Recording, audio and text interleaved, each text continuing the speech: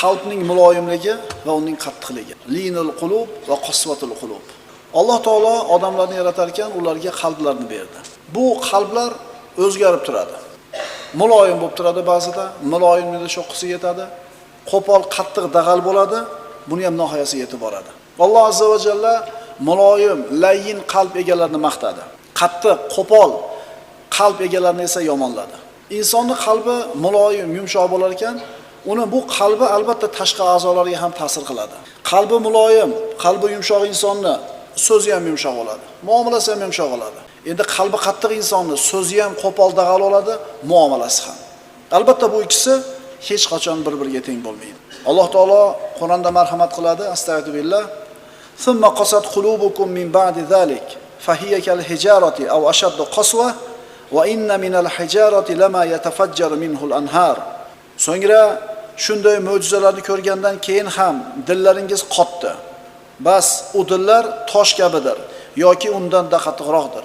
Toshdan ham qattiq, chunki ba'zida toshlar yorilib, ichidan suvlar otilib chiqadi. Qalbi yumshoq kishilar. Bu shunday bir insonlarki, Alloh taoloning zikri bo'lganda qalblari yumshab, ko'zlaridan yosh oqadi. Qur'on tilovatini eshitganda ko'zlaridan yosh oqadi. Mana Qur'on tilovatini eshitdik. 28 parani o'qib olishdi. O'zimizga savol beraylik-da, bir marta ko'zimga yosh keldimi deb.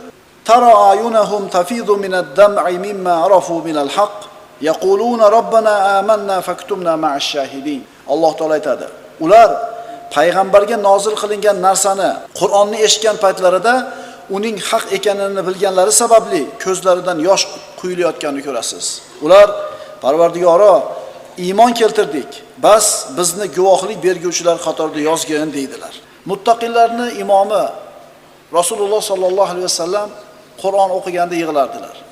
Namozni turganda qattiq yig'lardilar. Oysha onamiz aytadilar, Rasululloh sallallohu alayhi vasallam kechalarni birda shunda yig'ladilarki, soqollari ho'l bo'ldi. Yig'isda davom etdilar, kiyimlari ho'l bo'lib ketadigan darajada yig'ladilar. Qarang, payg'ambarimiz sallallohu alayhi vasallam qanday yig'lagan, sahobalar qanday yig'lashgan. Abu Bakr Siddiq, u kishi imomlikka o'tib namoz o'qir ekan, Qur'on o'qib, Qur'onni eshitib tilovatini o'zi o'qib, to'xtab qolardi yig'isidan, o'qiy olmaganligidan. Umar ibn Hattob shunday bir shiddatli, haybatli, kuchli inson bo'lishiga qaramasdan qalbi muloyim edi. U kishini ko'p yig'laganligi bois mana shu ikkita yanog'idan ko'z yoshini oqqanidan qora chiziq paydo bo'lib qolgan edi. Ular yig'lagan hollarida yuzlari bilan yiqilurlar va Qur'on ularning hokisorliklarini ziyoda qilib. Qur'onni eshitganda qalbi yumshaydi insonni. Kibridan tushadi. Siqilib turgan bo'lsa ko'ngli ko'tariladi. Xursand bo'lib ketgan bo'lsa joyiga tushib qoladi. Qur'on insonning qalbini tarbiyalaydi. Umar ibn Abdulaziz imomga o'taradi, Qur'on o'qib to'xtab qolardi, namozini davom eta olmasdi. Tunlarning birida bu ulug' inson shunday yig'ladiki, atrofdagilar uni ko'rib yig'lashdi. Tonggacha yig'ladi. Ayoli so'radi: "Nima yig'laysiz?" Umar ibn Abdulaziz aytdi: "Alloh taoloni fariqun fil jannati va fariqun fis sa'ir oyatini o'qidim" dedi. Nima degani bu? Bir guruh odamlar jannatda bo'ladi, bir guruh odamlar do'zaxda bo'ladi. Qaysinisida ekanligimni bilmasdan yig'layapman dedi. Xulofoi roshidlarning 5-si deyiladigan kishi mana shunday qo'rqib yig'lagan. Muoz ibn Jabal ham yig'lar edi. Sababini so'rashganida Alloh taolo bir toifa bandalarni do'zaxligini yozgan. Yana bir toifani jannatligini yozgan. Men ana shularning qaysi biridan ekanligini bilmasdan yig'layapman dedi. Abdulloh ibn Ravoha ayoli uni yig'layotganligini ko'rib so'raganida Qur'ondagi oyat sabab bo'lganligini aytadi. Astagfirullah. Va in minkum illa wariduha kana ala robbika hatman maqdiya. Sizlardan har biringiz unga tushguvchidirsiz. Do'zaxga. Sizlardan har biringiz unga tushguvchidirsiz. Bu Parvardigoringiz amriga binoan vojib bo'lgan hukmdir. Hamma o'tadi do'zaxdan. Summa nunajjil ladina taqaw va nazaru zolimina fiha jisiya. So'ngra taqvodor bo'lgan zotlarni undan qutqarurmiz va zolim kimsalarni tiz cho'kkan hollarida jahannamda qoldirurmiz. Abdulloh ibn Ravoha aytayapti, hammani tushishini gapiryapti, lekin hammani chiqishini gapirmayapti Alloh. Men chiqamanmi, chiqmaymanmi? Shuni o'ylab yig'layapman. Biz shu darajada o'zimizga bahoyimiz kattaki, o'ylab ham qo'ymaymiz. Biz kalima keltirdik, bo'ldi, musulmonmiz. Biz namoz o'qiyapmiz, bo'ldi, gunohlarimiz kechirilgan. Bu sahobalar tirigida bashoratni eshitib turib, jannatning bashoratini shunday qo'rqib xavotir bilan yig'lashgan. Qachon biz Abdulloh ibn Ravohaga o'xshab yig'larkanmiz, birodarlar? Abu Bakr Siddiq xalifa bo'lib turganida Yamanlik bir to'p kishilar kelishdi. Ularga islom arz qilindi, kalima keltirib musulmon bo'lishdi. Qur'on o'qib berilganida bu yangi bo'lgan musulmonlarga ular yig'lashdi. Abu Bakr Siddiq aytdi: "Qalblarimiz qotib ketmasdan turib biz ham shuna yig'lardik" deb qo'ydi. Qalbimiz qatimay turib biz ham shunaqa yig'lar edik. Biz nimaga yig'lamaymiz ekan? Qalblarimiz qatib ketibdi. Endi odamlarda hozir ahvolini ko'radigan bo'lsangiz, odamlarning ko'pchiligi namozda turib ham, Qur'on tilovatini eshitib turib ham yig'lamay qo'ydi. Ko'z yoshlanmay qo'ydi. Qalblar nimalar bilan ovora? Hamma o'zi biladi. To'g'rimi? Namozga turganda keladi, qurib ketgan hamma fikrlar. Bir kishi aytadi: "Sufyon as-Savriyning huzuriga kirdim. U namozda turib ushbu oyatni o'qiyotgan edi. Men kirganimni sezmay qoldim. Am yahsabuna anna la nasma'u sirrahum va najwahum bala va rusuluna ladayhim yaktubun." Mazmuni: balki ularning gumonlaricha biz ularning sirlarini bilmasmiz va shivir-shirlarini eshitmasmiz. Undoq emas. Bizning elchilarimiz ularning oldidagi har bir ishlarini yozib tururlar. Shuni o'qib yig'lar edi. Namozini tugatib aytdi: "Ha, Parvardigor, sen sirimizni ham, shivir-shirimizni ham, oshkorimizni ham biladigan zotsan." Chunki bu kishilarning qalblari, birodarlar, muloyim, Allohdan qo'rquvchi layim qalblar edi. Ali ibn Abi Talib uzoq yig'lar edi. Usmon ibn Affon qachon o'limni eslatilsa, qachon qabr haqida gapirsa yig'lar edi. "Ey Amiral Mo'minin, nimaga yig'laysiz? Faqat qabr bilan o'lim gapirilganda, jannat, do'zaxni gapirsa yig'lamaysiz?" Xalifa aytardi: "Birodarlar, qabr oxirat diyorining birinchi bekati. Agar unda najotga erishsak, undan keyingi hamma ish yaxshi bo'ladi. Agar unda muvaffaqiyatsizlikka yuz soladigan bo'lsak, undan keyingi ish hamma ish yomon bo'ladi" dedi. Qabrni eslaganda, qabrni ko'rganda yig'ladi. Bizni holimizni qaranglar. Qabristonga borib bemalol tijoratimizni gaplashaveramiz. Endi buni muqobilida ikkinchi tur qalb egalari bor. Bu qalbi qattiq, qalbi qosiy bo'lgan kishilar. Alam ya'ni lillazina amanu an takhsha'a qulubuhum li zikrillahi va ma nazala minal haqq. Alloh taolo so'rayapti. Iymon keltirgan zotlar uchun dillari Allohning zikriga va nozil bo'lgan haq Qur'onga moyil bo'lish vaqti kelmadimi? Qalblar yumshaydigan vaqt kelmadimi? Endi buni muqobilida ikkinchi qalblarda aytayapti. Wala yakunu kallazina utul kitaba min qabl fatala alayhimul amad faqasat qulubuhum va kathirun minhum fasiqun. Endi buni muqobilida ikkinchi toifa egalari. Shuningdek, ular uchun ilgari kitob ato etilgan. So'ng ular bilan payg'ambarlarning o'rtasidagi muddat uzaygach, dillari qotib ketgan kimsalar kabi bo'lib qolmasligi vaqti kelmadimi? Ya'ni payg'ambarlar bilan ularning zamoni o'rtasida uzoqroq vaqt o'tgandan keyin qalblari qotib ketdi. Unaqa bo'lmaydigan vaqt kelmadimi musulmonlarga? Ha, keldi birodarlar. Keldi. Eshitayotgan har bir Qur'on oyatimiz bizni foydamizga yoki zararimizga hujjat. Amal qilsak bizni foydamizga, illo zararimizga hujjat bo'ladi. Salmon Farsi u kishi qarib qolgan chog'ida ziyoratiga Sa'd ibn Abi Waqqos roziyallohu anhu kirib keldi. Salmon roziyallohu anhu yig'layotgandi shu paytda. Sa'd ibn Abi Waqqos nima yig'layapsiz dedi. Qarang, bu kishilar Rasululloh sallallohu alayhi vasallamni qo'l ostida yurgan kishilar, Rasulullohning tarbiyasini olgan. Mana endi bitta aka bitta ukadan so'rayapti yoki uka akadan so'rayapti. Nima yig'layapsiz? Salmon Farsi javob berdi. Meni nima yig'latdi? Rasululloh sallallohu alayhi vasallam bizdan olgan ahdi yig'latdi.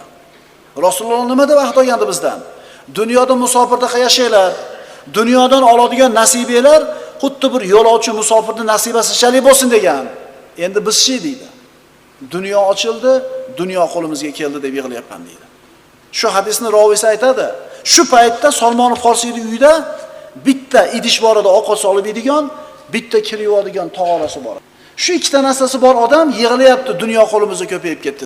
Bu kishilar roziyallohu anhum, Alloh ulardan rozi bo'ldi deyilgan odamlar dunyoga berilib ketdi deb yig'layotgan bo'lsa. Endi buni muqobilida bir toifa insonlarni ko'ringki, qalbi qatigan. Dunyo o'shuncha. Dunyo o'shuncha qo'liga oqib kelyapti. Huzur halovatda hammasi bor. Yana ham g'ami shu dunyoni ko'paytirish. Va yeb tugatib ulgurmaydi o'zi. Bolasiga ham yetadi. Lekin qalb faqat shu dunyosi bilan ovora bo'lib qolgan. Namozda turganda ham qalbi dunyosidan uzilmaydi. Payg'ambarimiz sollallohu alayhi vasallam bunaqa qattiq dil, qattiq qalb egasi bo'lib qolishdan panoh tilaganlar. Parvardigoro qo'rqmaydigan qalbdan panoh bergin. Qo'rqmaydigan qalbdan panoh bergin. Endi nimaga bunaqa bo'lib qoldi bu qalb? Kalla bal rana ala qulubihim ma kanu yaksibun. Qalbi qattiq bo'lib ketishligining sababi bor. Yo'q, undoq emas. Balki ularning dillarini o'zlari kasb qilguvchi bo'lgan gunohlar qoplab qo'ygandir. Insonni qilgan gunohi qancha ko'p bo'lar ekan, qalbi shunday qorayib qatib ketadi. Nimaga yig'la olmaydi? Chunki gunoh ko'p. Qalbini yumshashligini xohlab payg'ambarimizdan nasihat so'raganida, yetimni boshidan qo'ling bilan sila, qo'ling bilan ovqat yegiz, qalbing yumshaydi deganlar Rasululloh sollallohu alayhi vasallam. O'zimizdan so'raylik, qachon yetimni boshini siladim, qachon qo'lim bilan ovqat yegizdim deb. Qayoqdan biz yig'laylik? Qayoqdan qalbimiz muloyim bo'lsin bizni? Ana shu qilingan amallar sababli Qur'onni eshitganda insonning qalbi erimaydi, ko'ziga yosh kelmaydi. Ammo kinoni ko'rsa yig'laydi. Mana hozir qalbni qattiq bo'lib ketishiga sabab bo'ladigan ayrim ishlarni aytib beraman. Qalbni qattiqligiga sabab ko'p uyqu, ko'p ovqat, ko'p gap, ko'p ulfat. Ko'p ovqatlanish. Biz shunaqa qavmmizki, qornimiz ochmaguncha ovqat yemaymiz. Agar qornimiz och ovqat yesak, 3dan biri ovqatga, 3dan biri suvga, 3dan biri havoga. Ha endi havodikini ham ovqat bilan to'lgizib qo'ysa, rukuga borganda inqillab turadi-da. Namozda turganda inqillab turadi-da. Ko'p yeb olganligi uchun. Ko'p yeb olib, yana semirib ketibman. Ozish kerak, fitness klubga borish kerak, trenajyorda yugurish kerak. Voy, yema. Shu dasturxondan turayotganda ozgina ishtahang qolganda turib ket, ozroq ye. Yo'q, yeydi. Endi ko'rasiz, kasalni ketidan kasal, hali u yog'ini davolasa, bu yoqqa ketgan, bu yog'ini davolasa, u yoqqa ketgan. Ko'p uyqu, ko'p ovqat, ko'p gap. Nimaga til bitta, quloq ikkita? 1 minut gapirsang 2 minut eshit deganimi? Ko'p gap qalb qatiradi. Majlislarda eng ko'p gapiradigan odam bilinki eng qalbi qattiq odam. Va ulfatlarni ko'pligi. Ulfatda bema'nisi ko'p bo'lar ekan, qalbingiz qatib ketaveradi. Shu o'rinda ulfat tanlashlikda ulamolarning 5 ta nasihatini o'qib beraman, birodarlar. Ulamolar ulfat tanlashlikda 5 tanasiga e'tibor ber deydi. Mana atrofingizda nechta ulfatingiz bor? Qarang, shu 5 sifatdan nechtasi bor. Birinchisi, g'ofil bo'lsang, Allohni esdan chiqarib qo'ysang, eslatib qo'yadi. Ikkinchisi, agar zikrda bo'lsang, ko'may beradi. Uchinchisi, uni ko'rganingda Alloh taolo esingga keladi. To'rtinchisi, uni so'zi qilayotgan ishiga to'g'ri keladi. Beshinchisi, uni so'zidan, uni suhbatidan seni Allohni tanishliging ziyoda bo'ladi. Nechtasi bor atrofingizdagi ulfatlaringizdan qarangda. G'ofil bo'lsang eslatib qo'yadi Allohni, zikrda bo'lsang yordam beradi, uni ko'rganingda Alloh esingga keladi, so'ziga amali muvofiq keladi, hamda u bilan suhbatlashganingdan keyin nima ziyoda bo'ladi? Ilming ziyoda bo'ladi. Endi qalbni o'lishiga sabab bo'ladigan ishlardan. Gunoh ketidan gunoh qilinar ekan, tavba qilinmas ekan, qalb o'ladi. Ayollar haqida ko'p bo'lar ekan majlislarimizda qalblarimiz o'ladi. Gunoh ketidan gunoh qalbimizni o'ldiradi. Xotinlar haqida ko'p gap ketishligi qalbni o'ldiradi. Ahmoq bilan suhbat qilib o'tirish. Mazhabiy odamlar bilan. Hamda qalbi o'lik odamlar bilan o'tirishlik, bu ham qalbni o'ldiradigan ishlar. Abu Hurayra roziyallohu anhu juda ko'p hadislarni ummatga qoldirib ketgan kishi yig'lar edi o'lim oldida. Sababini so'rashganda aytdi: safarning uzoqligidan, zotning ozligidan, ishonchni zaifligidan yig'layapman. Ketyapman-u, oqibatim nima ekanligidan xabarim yo'q. Hayotini hammasini ilmga bag'ishlagan, sunnatni ummatga o'rgatishlikka umrini sarflagan kishi mana shunday xavotir bilan ketdi. Nimaga bunaqa yig'lagan desa, bularning qalblari tirik edi. Qalblari muloyim edi. Bunaqa insonlar qabristonga kirsa yig'laydi, janozaga borsa yig'laydi. Qur'on oyatlarini eshitganda ta'sirlanadi, ko'ziga yosh keladi. Esimizdan chiqmasin. Sab'atun yudhilluhumullohu fi zillihi yawma la zilla illa zilluh. Hech qanday soya bo'lmaydigan kunda Alloh taolo o'zining arshida 7 toifa insonni soyalantiradi. Shundan bittasi yolg'iz qolib, kishi yolg'iz qolib Allohdan qo'rqib ko'zidan yosh oqadi. So'rang o'zingizdan, yolg'iz qolganda Allohdan qo'rqib ko'zimdan yosh oqqanmi? Abdurrahmon ibn Avf, Ashara-i Mubashsharaning bittasi. Ro'zador edi, iftorlikka juda ham bir ajoyib ovqat topib kelishdi. Ovqatga qarab turib yig'ladi. Nima yig'layapsiz? Mus'ab ibn Umayrni eslab yig'layapman. Mus'ab ibn Umayr Uhudda shahid bo'lganida kafanligiga matoq topa olmaganmiz. Makkadalik davrida Mus'ab ibn Umayr Qurayshning eng hurmatli boy xonadonining farzandi bo'lgan. Juda ham chiroyli yigit bo'lgan. Lekin iymonga kelganda ota-onasi haydab chiqaradi. Mana shu maishatga to'lgan hayotdan voz kechadi. Rasulullohga iymon keltiradi, Madinaga borib, Madinani Rasulullohning kelishiga tayyorlab turadi, odamlarni da'vat qiladi. Mana shu yigit o'lganda kafanlikka matoq topa olmaganmiz. Boshini yopsak oyog'i ochilib qolgan, oyog'ini yopsak boshi ochilib qolgan deydi. Dunyodan hech narsa olmasdan ketdi. Bizchi dunyo bizga ochilib keldi. Dunyo oqib keldi dedi-da, yig'ladi, chiqarib yubordi ovqatni, ehson qilinglar. Iftorligini xurmo bilan qilib qo'ydi, birodarlar. Vaholanki u kishi tirikligida jannati ekanligini xushxabarini Rasulullohdan eshitgan kishi. Alloh taolo siz bilan bizni jasadimizga, suratimizga qaramaydi. Alloh taolo siz bilan bizni qalbimizga qaraydi, amalimizga qaraydi. Kasal qalb, sog'lom qalb, muloyim qalb, qattiq qalb. Bu ikkisi hargiz teng bo'lmaydi. Yawma la yanfa'u malun va la banun illa man atalloha biqalbin salim. U kunda na moli davlat va na bola chaqa foyda bermas, magar Alloh huzuriga toza dil bilan kelgan kishilargagina mana shu toza dillar foyda beradi. Pokiza, sog'lom, muloyim qalb. Imom Abu Hanifa rahmatullohi alayh. U kishining zamonida Imom Azamga o'xshagan olimlar ko'p bo'lgan. Lekin nimaga shu kishi qoldida zikri, boshqalari ketib. Zamondoshlardan biri aytadi, shu kishini kuzatmoqchi bo'ldim. Qani nima ish qilar ekan? Xufton namozini masjidda birga o'qib. Qarab turdim, uyga ketdi. Kuzatib bordim, uyga kelib ketdi. O'tirdim eshigini tagida. Hamma uyiga kirib, ko'chalar tinchib, shovqin-suron to'xtagandan keyin Abu Hanifa sekin eshigini ochdida, to'g'ri masjidga keldi. Orqasidan bildirmasdan erishib keldim. Namozga turdi. O'qiy boshladi. O'qidi-da Famannallohu alayna va waqana adabas samum oyatiga keldi. Mazmuni nima edi? Mana Alloh bizlarga rahmat ko'rgizdi va bizlarni samumdan saqladi, jahannam esadigan shamol. Yana takrorladi. Haligi kuzatib o'tirgan odam aytadi, uxlab qoldim deydi.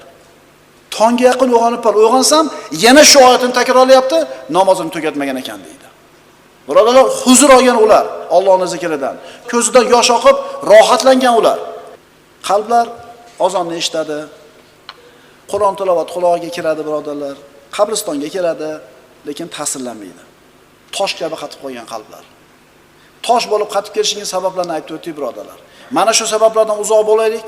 Alloh taolo o'zi yaxshi ko'rgan, muloyim, sog'lom qalb egalaridan qilishigini Alloh taolodan tavfiqini so'raymiz. Aqulu qawli hada va astagfirullohi li va lakum.